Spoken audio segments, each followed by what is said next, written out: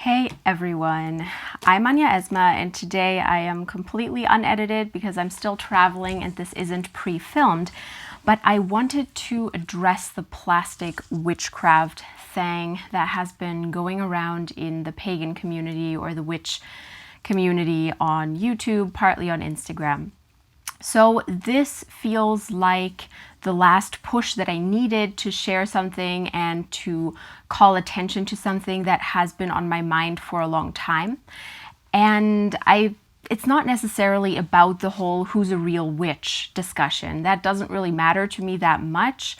I have watched Kelden's and Thorn Mooney's video about this. I will link those below.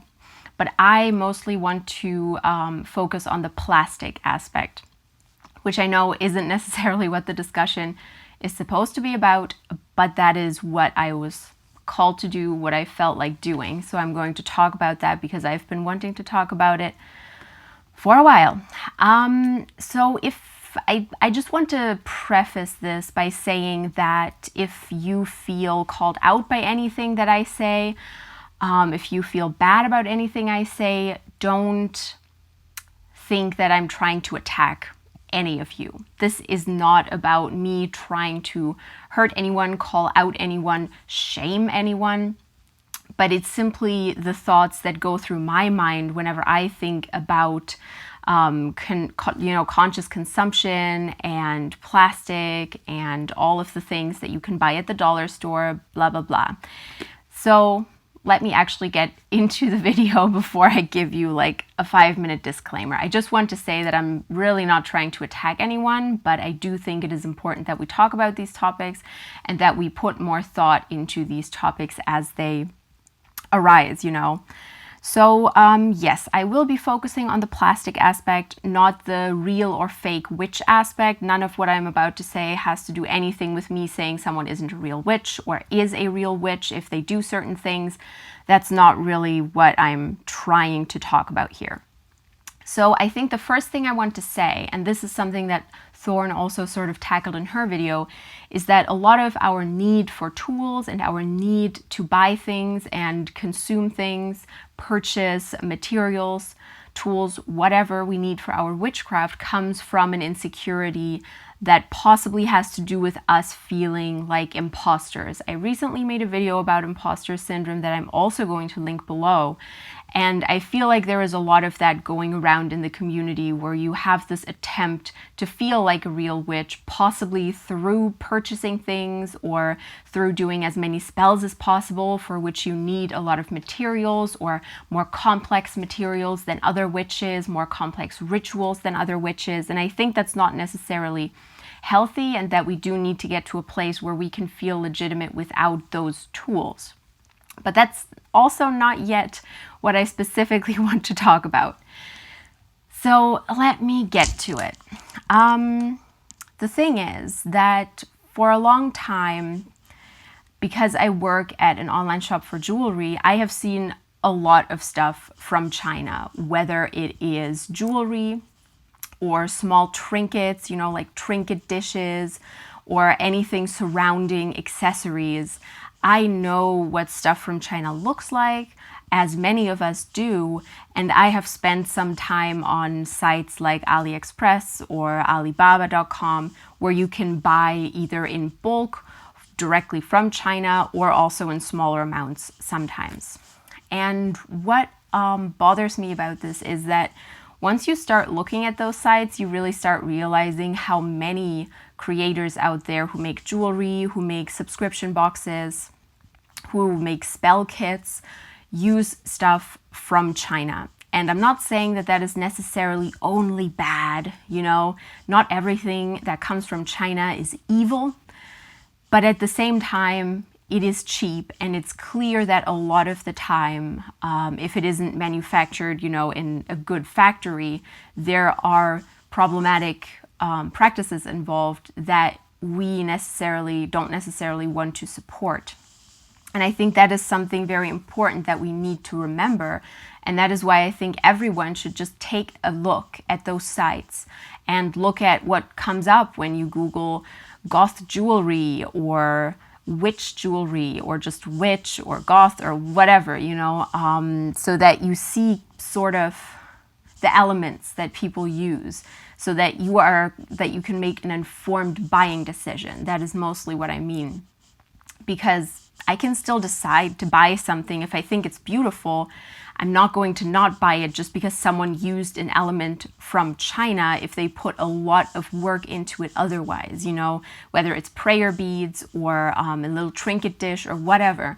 But if it's clear that it's just kind of a mishmash of Chinese products, then I can't really bring myself to buy it anymore. And I think that is important, that we kind of get informed about what is out there and about you know, what those elements look like, so we can kind of peg them when we see them. Not to shame the people who work with them, but to make conscious buying decisions ourselves.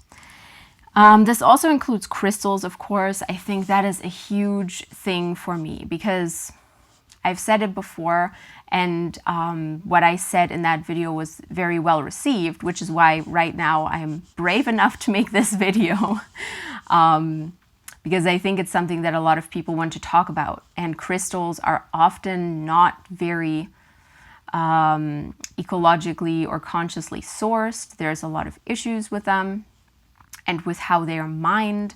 And I think we need to be aware of that we shouldn't just go out and buy a €2 amethyst or a $2 amethyst from Brazil or wherever it's from if we have no idea how it was mined, how it was sourced. And I go into that in my crystal video. I can also link that below if I remember. Yeah, I feel weirdly out of breath. I'm sorry. I feel like I'm kind of rambling and need to take a few breaths. All right, so what else did I want to cover? Right, I also want to say that if I want a tool to have meaning, I will usually try to spend a bit more money on it. There's two roads that I can go down. One is spend money on that tool and have it for the rest of my life, or for a necklace, you know, that's supposed to remind me of something, or I don't buy it. Usually I simply don't buy it because I don't want to spend that much money. But I'm also not going to buy like a cheaper version that doesn't have as much meaning and isn't as long-lived. However, of course, there is a certain privilege involved in that, in being able to spend a lot of money on these things. There are certainly people, certainly witches, who can only afford the dollar store stuff. But then I would also go back to the question, do we really need that? You know what I mean? So it's a really complex subject, and I don't want to sit here and just say like never buy from a dollar store, never buy from China, because that is simply not that realistic. Because nearly everything comes from China anyways. So it's really, yeah, I'm not trying to call anyone out. I think that's mostly what I'm trying to say with that. And another thing is also that I feel like I live in a country where dollar stores aren't really, where thrift stores aren't really a thing, because, you know, buying things secondhand is also a great thing. But in the country where I live, we don't really have something like Goodwill or dedicated stores like that. We have some, but they aren't as nice and well thought out as thrift stores in America, for example. So it's not that easy. So sometimes the dollar store seems like the only option that you have. And that's not that cool, but that's kind of how it is. So I most of the time decide not to buy anything at all. And I also want to say, obviously, I'm not innocent. I buy books from Amazon. I buy decks from Amazon, tarot decks sometimes. And I still know that it's not cool to support Amazon, and I usually try not to do it, but sometimes, you know, it just happens. And that doesn't mean I'm not a real witch. It just means I have to be a better conscious consumer with regards to those topics.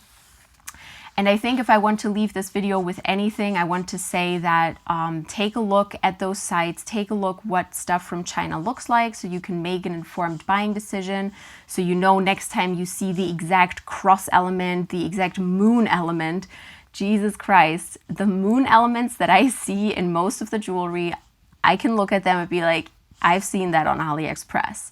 And I think a lot of the creators don't even know. They buy it through a middleman, so they don't necessarily know it's from China. But I just think that it's good to look at what there is and to kind of, you know, get an idea of what it looks like when it's from China, when it's from AliExpress, Alibaba.com, whatever you look at, you know.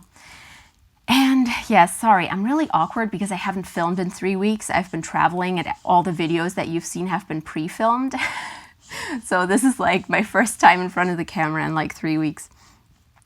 So yes, and I can't edit this because I'm still traveling. So yeah, I think that is what I want to leave you with. Look at these things so you can make an informed buying decision. Be aware that you can't fully avoid it, and forgive yourself for doing it in the past. And also forgive yourself if you have to do it or you feel like you have to buy something from the dollar store now. It's not the end of the world. It's just good to be conscious and to be mindful of these things. And yeah, don't feel bad about yourself. Don't feel like you're not a real witch or something like that just because you buy things from the dollar store. And I'd love to hear what your thoughts about this whole topic are in the comments. I know I've talked to people in the community through DMs about the whole Alibaba issue, that we sort of like recognize certain elements in certain jewelry makers. And we're like, yeah, that's the exact element I've seen 100 times on Alibaba. So yeah. I will also put links to Kelden's video and Thorn's video below, and also some other videos of mine that kind of deal with it. If you feel like subscribing, that would make me happy, of course. I just touched the microphone. I hope that wasn't super loud.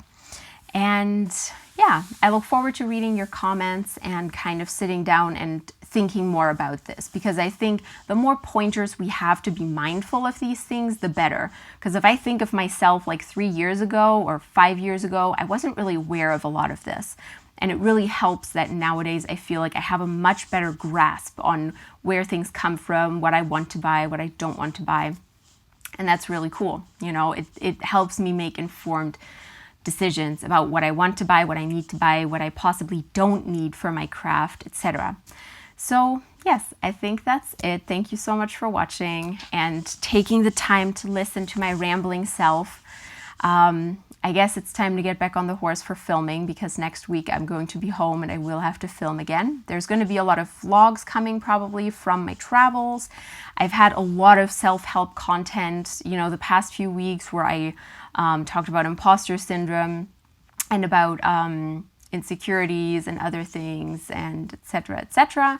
So I think it's now time for a bit more like lighthearted vlog content, because that is what is coming up now.